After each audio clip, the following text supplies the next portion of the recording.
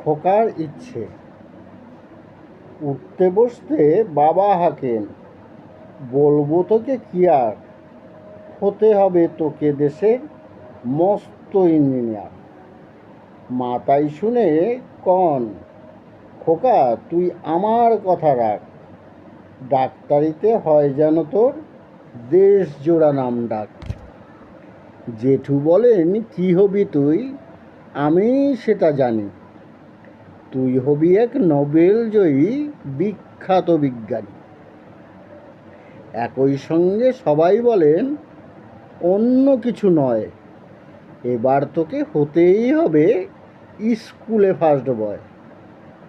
আমার ইচ্ছা ঘুড়ি ওড়াই, লাট্টু ঘোড়াই, আর ক্রিকেট খেলি, সাঁতারে করি মস্ত দিঘি পার। কিন্তু সেসব করতে গেলেই সবাই আসেন তেরে, সবাই বলেন মন্দে পড়ায় এক্ষুনি সব ছেড়ে।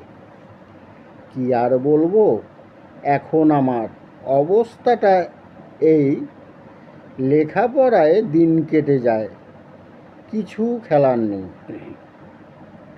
এক নজরে এক এক ইচ্ছা সবাই দিচ্ছে তারা,